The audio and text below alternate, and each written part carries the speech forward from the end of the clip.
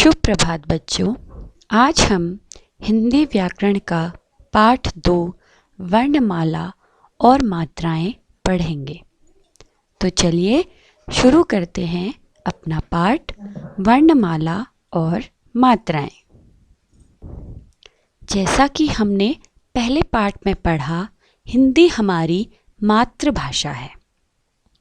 हिंदी भाषा में 2 प्रकार के वर्ण हैं, स्वर और व्यंजन। तो आइए पढ़ते हैं स्वर और व्यंजन के बारे में। पहले हम पढ़ेंगे स्वर के बारे में। इस चित्र में आप देख सकते हैं ये स्वर हैं अ, आ, इ, ई, उ, री, ए, ऐ, ओ, औ, अंक, अह। अ से लेकर अह तक ये सभी स्वर हैं। अंक और अह स्वरों में नहीं आते। अंक अनुस्वार है और अह विसर्ग। अब पढ़ते हैं व्यंजन। इस चित्र में आप देख सकते हैं क से लेकर ह तक जितने भी ये वर्ण लिखे गए हैं ये सभी व्यंजन हैं।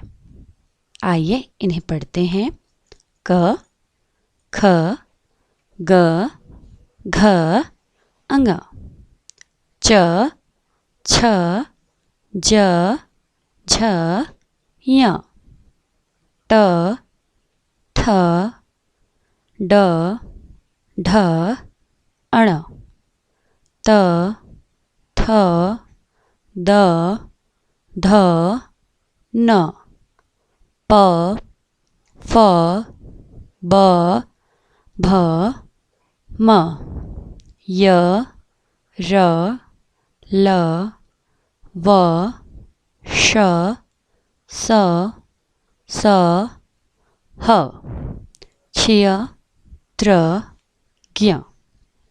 बच्चों, इस बात का ध्यान रखिए, क से लेकर ह तक ही वर्णों को व्यंजन में गिना जाता है। आशा है आप सभी स्वर और व्यंजन को समझ गए होंगे। तो चलिए अब पढ़ते हैं मात्राओं के बारे में।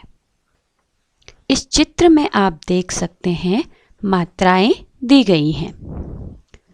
स्वर और व्यंजन है इस चित्र में, और इस चित्र में स्वरों के साथ उनकी मात्राएं भी दी गई हैं। जैसे अ की कोई मात्रा नहीं है, आ की मात्रा यह है, आप देख सकते हैं इस चित्र में। ई यह मात्रा, ई, उ, ए, ऐ, ओ, औ। जैसा कि मैंने आपको बताया था, अब तक ही स्वरों में गिने जाते हैं। अंक और अह अंक अनुस्वार है, अह विसर्ग। अंक की मात्रा यह है और अह की यह। एक बात हमेशा ध्यान रखिएगा, स्वरों को हम स्वतंत्र रूप से भी प्रयोग करते हैं और स्वरों की मात्राओं का भी प्रयोग किया जाता है। स्वरों की मात्राओं का प्रयोग व्यंजन के साथ करके हम नए शब्द बना सकते हैं। तो चलिए देखते हैं किस प्रकार स्वरों की मात्राओं को व्यंजन के साथ प्रयोग कर हम नए शब्द बना सकते हैं। तो बच्चों चलो देखते हैं कैसे हम स्वरों की मात्राओं का प्रयोग व्यंजन के साथ कर नया शब्द बनाते। पहला स्वर अ, आपको मैंने बताया अ की कोई मात्रा नहीं है, तो जो भी बिना मात्रा के शब्द आते हैं, जैसे यहाँ पे मैंने लिखा है कमल, कर, और भी कई हैं जैसे नमक, इन शब्दों को अ की मात्रा के शब्द हम कह सकते हैं, क्योंकि इन शब्दों में कोई मात्राएं प्रयोग नहीं की गई हैं। आ की मात्रा को आप यहाँ पर देख सकते हैं। क के साथ जब हमने आ की मात्रा का प्रयोग किया तो यह बना का। और शब्द हमने बनाए काला कपड़ा। और भी आप ऐसे शब्द बना सकते हैं।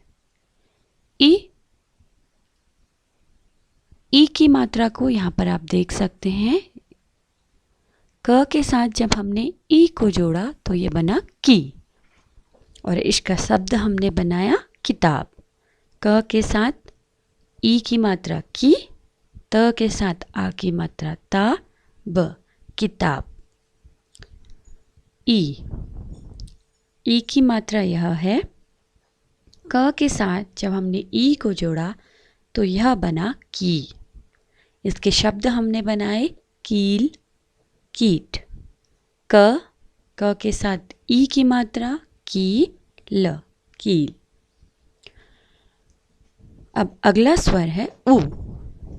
ऊ की मात्रा आप देख सकते हैं यहाँ पर। क के साथ ऊ को जोड़ा तो यह बना कु। और हमने शब्द बनाया कुदाल। क में छोटे ऊ की मात्रा, द में आ की मात्रा, ल कुदाल। इसी प्रकार ऊ की मात्रा ये आप देख सकते हैं यहाँ पर। क के साथ ऊ जोड़ा ये बना कु। और हमने शब्द बनाया कूप, कूल। री की मात्रा को जब हमने क के साथ जोड़ा तो ये बना क्र। यह मात्रा व्यंजन के नीचे लगाई है। और शब्द हमने बनाए कृष्ण, कृपा। ए की मात्रा को आप यहाँ पे देख सकते हैं। क के साथ जब हमने ए जोड़ा तो यह बना के। शब्द हमने बनाया केला। क में ए की मात्रा के, ल में आ की मात्रा केला। इसी प्रकार केशव।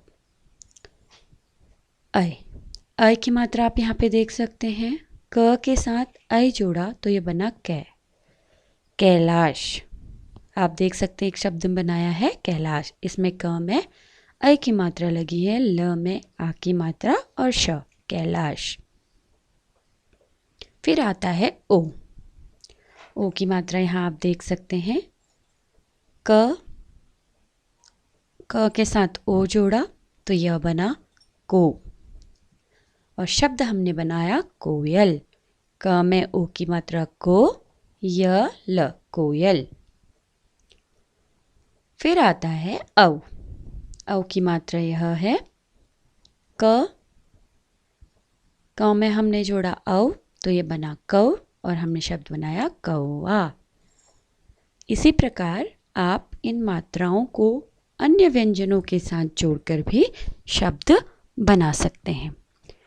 आपको मैंने बताया था अ से लेकर औ तक ही स्वरों में आते हैं अंक और अह। अंक एक अनुस्वार है, अह एक विसर्ग है। बच्चों, जिस प्रकार हमने स्वरों की मात्रा को व्यंजनों के साथ जोड़कर नए शब्द बनाए, इसी प्रकार हम स्वरों को स्वतंत्र रूप से भी प्रयोग करते हैं। जैसे अ से अनार, आ से आम, ई से इमली, ई से ईख, उ से उल्लू, ऊ से ऊन, री से ऋषि, ए से एड़ी, ऐ से ऐनक, ओ से ओखली, औ से औरत।